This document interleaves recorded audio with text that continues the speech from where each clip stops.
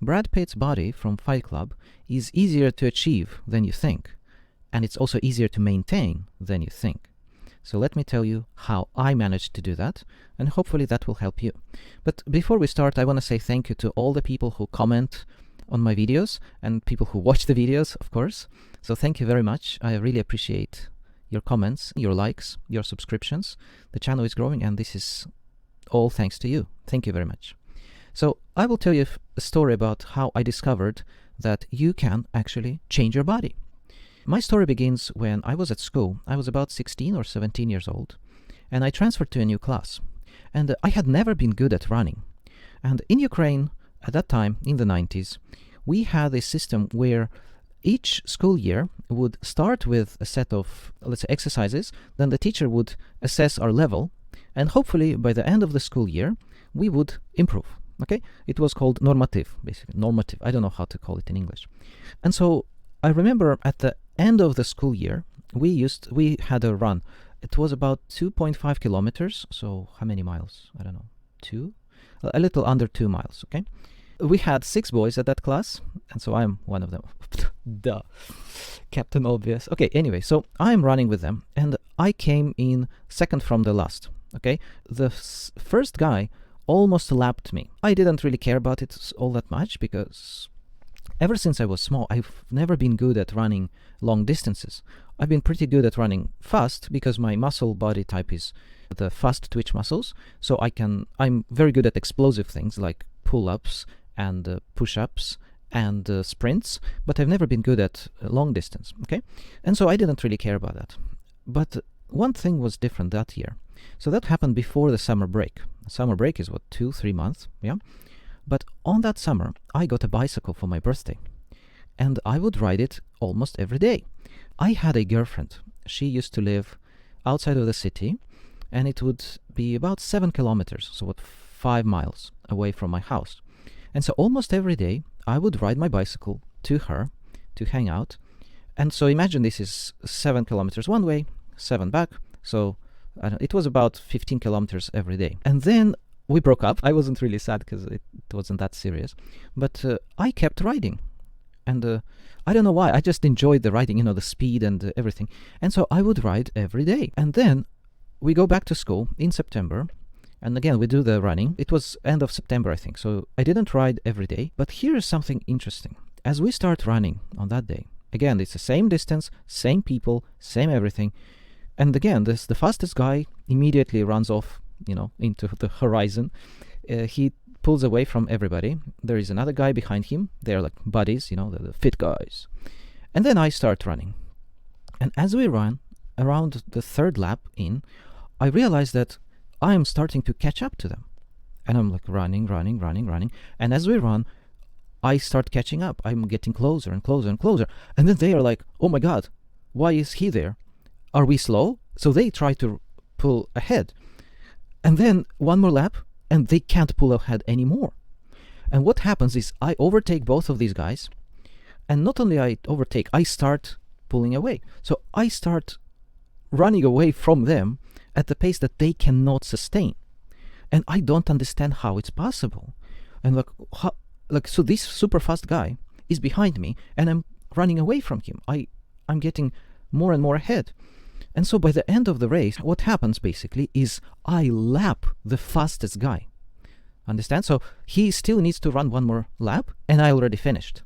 And the teacher is like, why did you finish? Because he knows that I'm not supposed to be so fast, and nobody is supposed to be much faster than everybody else. I'm like, I'm done. And he's like asking the girls who were, standing and waiting their turn to run. He's like, what's going on? Why is he? And they're like, yeah, he finished. And then it was like, what? So everybody was surprised. How is possible to overtake the, basically transformation? That was like the body transformation, amazing body transformation. But you couldn't see that. Nobody saw it. Even I myself didn't realize that I changed. That time I learned that daily, consistent effort will pay off in the long run. And so in my case, that's what happened. I had to analyze this because I couldn't understand how it's possible. And so then later I was thinking, and I was like, wait a second. So my weakest point is always not the muscles, it's the stamina. And by riding, it was really hard to ride. But by riding every day, I managed to increase my stamina. The lungs started working better. My blood probably changed. And so, of course, it was much easier to even run, which is not exactly the same that I was practicing. But I improved my stamina, and so I could beat everybody. Yeah? And so that's how my journey started. So basically, I realized through experience that I could get better. And this is a critical belief. If you want to improve or change your body in any way, you have to believe that you can do it. Because if you don't believe that, somebody might tell you, yeah, of course you can do it if you just exercise long enough. Logically, you might understand it, but if you don't feel it, probably you're not going to do that. Okay? So today, I'm going to show you a way how to kind of circumvent that limiting or the lack of the belief, right? So if you believed that you could do that, you would have already changed your body, right? But you're still watching or listening, hopefully, and so you're not sure, right? So you don't believe that you can do it. And so today I'm going to show you how I overcame that obstacle, okay? So, but first let's talk about the Brad Pitt and Fight Club, okay? You need to know your goals. And today I'm recording this podcast with a specific goal of Brad Pitt body, right? So let's assume that that's our goal. But the other goals might be, let's say you want to look powerful, okay? You want to look dangerous, maybe. You want to look attractive to girls. Like in a Fight Club body, that's attractive to girls. Or you want to be attractive to men. Then you need to have more muscles, right? The powerful guy. And so if you know your goals, it's much easier to achieve them. If you're like, oh, I just want to be fit. Well, that's not really clear. What is that? When do you know that you've achieved it? And so the second point you need to know your body type.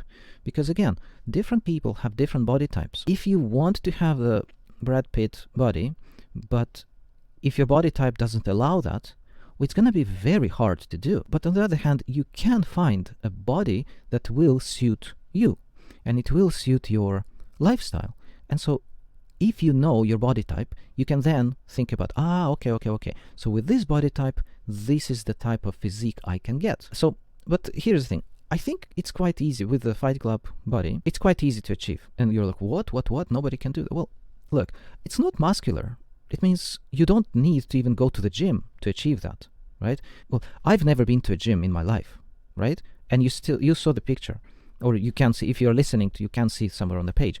This is not crazy. I mean, you don't have much muscle there. And I've never been to a gym. So what it means is that your struggle, if you have a struggle with that, is not due to lack of knowledge. It's due to lack of action. Okay? So you know crunches, you can do them at home. You know pull-ups, you can do them at home. You can do squats, you can do anything. Your diet doesn't depend on you going to the gym, right? So what's the point? Where is the problem? And I believe it's the lack of action. And if you want to change your body, you have to change your actions, just like me. I changed my body, so I improved my stamina by changing my actions. I started riding.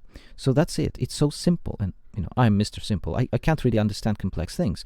But this is simple. And so there are two types of actions that I found. Number one is effort. Number two is habits. So effort is something that you do when you watch these motivational videos on the YouTube, like motivational fitness training something. You just type it and you will see that there is like a speech by some deep voice telling you, you can do it, you can achieve anything. And then the video shows you like the guys in the gym, they're like pumping iron and stuff like that. That's motivation, okay? You can't rely on it. You need it to begin. And that's the effort part, okay? So in my case, how I started exercising, and more importantly, how I started changing my diet, okay?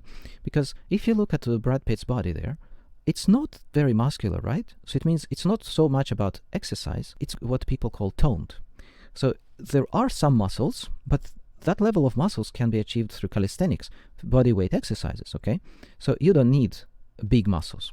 What you do need is diet, because the diet will help you lose weight, and not just lose weight, lose fat. And fat is what's covering your abs, for example. And the amount of fat will like change your arms and everything, how you look. Okay? In my case, I started with the realization that I was becoming pre-diabetic. I had very low focus. I was physically quite weak sometimes. I was often hungry. My eyesight was getting worse. And I could actually look at the screen and I would feel, oh my God, I can't read it well. And I had all typical ADD, ADHD symptoms and the symptoms of high-functioning bipolar. Okay, so if you want to know, just search for these things. I'm not saying that I had these syndromes or these conditions, because I've never been diagnosed, but I had all the symptoms of them. Okay, and so then I realized this is not how it's supposed to be. And I realized that all of these symptoms were getting worse after high carbs. Basically, if I had high carbohydrates, I would have low focused, weak, hungry. All of these symptoms were getting much worse when I had consumed some sugar. Okay, and so then what I realized is that not only and also low exercise was also getting me to that point. And then I realized, you know what? It's not just yes or no, because let's say I could do 10 pull-ups a day, I would still feel these symptoms. So then I realized that it's not about yes or no. It's about the balance of how much you do. And so in my case, I found that around 20 pull-ups per day, that's my limit of not having these symptoms. Again, about the diet also, I found that around 300 milliliters of sugary drinks, if I'm not exercising, that's also my limit. So I could, let's say, I have a day off, I don't go anywhere, I spend the day playing games. Let's imagine, okay? I could consume around 300 milliliters of sugary drink, like cola or something, and I would still be okay. But more than that, that's too much. So that's my point. You need to know your limits, you need to find them. Because the secret, at least in my case, lies in the sweet spot. You should not deprive yourself of whatever you like in terms of diet, but you should not also consume anything you like. Same with the exercise. You should not push yourself to exhaustion, but you need to know at which point you have better, let's say in my case it's symptoms, okay? But you need, if you don't care about anything like that, then you need to know at which point you, let's say, lose your weight, or at which point you feel good. And to me, that is one of the main indicators, yes. When you feel good, to me that's more important than looking good, okay? So aim for feeling good. So what do I eat, okay? I eat low and slow. You remember Ramon from Cars, cartoon Cars, the low rider? He was saying low and slow. So this is what I do with my carb diet, okay? I try to consume low carbs and slow carbs. If you don't know what they are, I recommend that you just search slow carb diet, or low carb diet is quite simple. Just don't eat sweet things. It's so simple, okay? So higher fat, higher protein, and lower sugar. So I don't cut out all of sugars, and I don't think that's a good idea. But at the same time, the sweetest thing I eat, usually, right? I will tell you later that I have a cheat day when I can eat anything, but on my usual days, my dessert is a banana, okay? Aside from that, I can still eat or drink anything as long as it's in moderation. So low and slow, and then cheat day, but so it doesn't limit me. I never feel limited. So effort is temporary, as we all know. You can get so far by motivation, but then it runs out, and so then you need habits. In my case, that's how I managed to continue it long term. And also this podcast, for example, I'm recording it every day, and I was thinking to do it less than every day, for example 3 days a week or 4 days a week. And then I realized, you know what, if I do it just 3 days a week, most likely I'm not going to continue. Something will happen that will kick me out from one of those days. And so let's say I do it on Monday and Friday. Let's imagine that. And then that's not a habit anymore. I'm not going to do it. I will be like, oh, I don't feel like doing it today. And that's the effort. And you don't need effort. You should not rely on effort. Okay? So in my case, I did pull-ups every single day. I do them every single day, even if I'm sick, even if I'm, the only exception would be travel. But in that case, I still try to find some ways to deal with it. For example, this Sunday in the morning, I forgot to exercise. Usually I do it in the morning, and I'm going to tell you, do it in the morning, but I forgot. And you will forget, and it's okay. But we went to a park, and although they don't really have pull-ups, I found like kids' bars, and I still did that. I still did some pull-ups with a children's bar, and I made it the difficult version, like L pull-up, where you have to lift your legs too. and you do the pull-up. It's still better to do one than do nothing, okay? Just don't break the streak, so to speak, okay? About my diet, it's kind of the same. I eat mostly the same foods every day, apart from Sunday and sometimes Monday. So I have a rule that on the days when I engage in heavy exercise or just physical activity, like maybe you've seen the video on the channel about when I went to the sea by bicycle. So I cycled for 20 kilometers. And that's a lot of energy. And you can't rely on usual diet if you are engaging in something so active. And so in my case, I did drink some sweet drink and I ate potato chips. And I think I actually didn't get enough anyway of the energy from all of that. But still, my point is, it's okay to break that rule if you are engaging in a really heavy exercise, okay? But in my case, usually what I do is Monday through Saturday, it's usual days. And so I have 2 meals a day. On Saturday, I basically have 1.5 because my work schedule doesn't work that way. That's how I live. And usually it's meat and rice for lunch with nuts, and dinners are usually, again, rice and fish or something else, and sometimes some soup and nuts, and dessert is a banana, okay? So that's how I do it Monday through Saturday. Sunday, anything I want, as much as I want, anything I want. And what I found is that during my carnivore diet, I was trying to do carnivore diet this year, and one of the hardest parts was exactly that. I could not have a cheat day. And so because I could not have a cheat day, I felt deprived. Because I felt deprived, it then later when number one, I think it shortened my carnivore stint by a lot. And number two, when I did finish it, I think it caused like a yo-yo effect when you basically gain some weight back or you just consume more than you used to before you started the diet. And so definitely I saw that in me, and it's really a weird feeling. I had never experienced it with my current diet of slow carb and low carb, because basically I eat whatever I want in moderation. But carnivore was so extreme that I had to cut out a lot of what I used to do. I don't know. I want to try it again, but I don't know how. Because I eat only 2 meals per day, well, how do you consume so much calories through carnivore? I don't know. It's like you would have to eat butter and fat, and I don't know. Just meat doesn't give you so much energy, right? And so everybody who's been trying carnivore or keto, they say that no, that's hard. It's very hard. And so hard is what you want to avoid. If you want long-term results, hard is not your way, okay?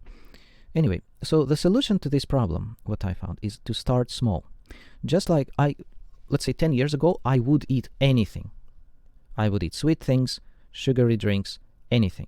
And I felt like shit, okay? But now I feel great. And so my solution is to start small, okay? Slowly add more reps to your exercises and slowly change your diet. So in my case, it was, I tested how many pull-ups I could do. And my max was 10. So I said, okay, if 10 is my max, if I try to do 10 every day, it's not going to work because I will just get exhausted. My muscles will not be able to, get back in shape. And so what I did 6, but I did it 3 times a day. And I found that 6 is easy, 10 is hard. So I did 6 3 times a day. And what I found, I would do, 18, right? A day. So that's already more than 10. And I also discovered that I could keep this for a really long time. And then I saw that it was getting easier and easier. And then I would add 7 3 times a day, then 8 3 times a day, and so on, until I reached the point where I would have to do like 20 or something like that 3 times a day. And that's where there are like natural body limits that the body cannot recover so fast. And there I would have to like limit itself a bit, okay? And same applies to the diet. I started slowly by eliminating only the sweetest of the things that I would consume. So I replaced white rice with brown rice, and I've back to white rice, but now I feel okay. You add a little more protein, a little more meat, and a little less carbs. And if you look closely at your diet right now, you will see that there's a lot you can change without actually changing what you eat. So let's say you have a slightly bigger piece of meat and slightly smaller amount of carbs, whatever you have. Then I also eliminated snacks. What I found was I was getting hungry between lunch and dinner, and I would snack at work almost every hour. So I take a handful of nuts, eat them. That didn't work so well. Having frequent snacks is not healthy. There was a research about cancer. They found that the more often you eat, the higher the chance of you having cancer, intestinal cancer. So I don't want that. I'm sure you don't want that. So why would you have snacks? Okay. And so in my case, I stopped snacking. My first step was, again, eat more protein, less carbs. Sugar makes you hungry. Just remember that, okay? So less sugar means less hunger. And then you can eliminate your snacks. And then in my case, the next step was eliminating one meal. And I can tell you about it in more detail later. If you want, leave a comment, okay? But that was how I did it. Then, anchoring. This is an important point, especially with exercise. How I started exercising was I would get up, start cooking my breakfast. That was back in the times when I used to have breakfast. And then I would do exercise while my breakfast was being cooked, okay? And I decided on a limit. As I told you, start small, okay? As I started with 6 pull-ups, I also started with under 5 minutes. You know what you think to yourself? Oh, I don't have time to exercise. Well, I said, okay, I will decide that I will not exercise longer than 5 minutes. And then I set a timer for 5 minutes, and I said, okay, go. And the funny thing is that because you have that timer, you can't make an excuse. And you know, like, okay, it is just 5 minutes. I will not get tired. I will not get, exhausted. I will not even get sweaty sometimes. Just do 5 minutes. And that's how I started. And so I anchored it to my breakfast. Then after I stopped eating breakfasts, I would anchor it to my coffee. And what helps me is doing it before you do something that you already do. So in this case, you have breakfast, for example. You have meals every day, right? Well, then do your exercise just before the meal. In my case, I do it before my morning coffee, for example. It really works. So my first set of the day, is before my breakfast. Then the second set, that really depends where I'm eating lunch. And for the best results, of course, you want stability. You want to have same time, same routine. If that's not possible, then at least do it in the morning and in the evening. And so in my case, I would do it before the morning coffee and then before dinner. That works really well for me, exercise-wise. Again, I do pull-ups at home. I'm really into calisthenics, and I think you should look into it and find exercises that suit you. Calisthenics can be very different, so sometimes if you want, you can go weighted, so you can add extra weights. In my case, sometimes just for fun, I do it with my son, but I'm not a big fan of weighted because calisthenics are natural movements, and so you need to protect your joints. Usually, I think humans are not designed to use weights when they do calisthenics. Sometimes it's okay, but honestly, I don't think it's good. And so now let's go back to Brad Pitt's body. That's a natural body. And I think that's why it's attractive. It looks strong, it looks tough, it looks resilient, but at the same time it looks natural. You can imagine this person with that kind of body can go through a lot of physical challenges, overcome them, and survive. If you look at, let's say, bodybuilder, you can think, yes, they might be able to lift heavy things, but can they, let's say, run for a long distance? Can they not eat for a long time? Can they swim for a long time? Most likely not. And so this is why I believe Brad Pitt's body is so attractive. That's it from me for today. That's my experience with it. If you have any questions or any comments, maybe you want to share your experience, please share them in the comments. If you want to know more about habits, I recommend James Clear. Search for his name, James Clear, and you will find he's the habits guy of the internet. He knows a lot about habits. So if you're starting, look at his website. You can even download his book. I find that website is usually enough. Again, slow carb, low carb, James Clear. That's all you need. And calisthenics. Find what works for you. Yeah, actually, I just now realized this video could have been 1 minute long. James Clear, low carb, slow carb, calisthenics. Go. That's how you get Brad Pitt's body. Anyway, guys, I will see you next time.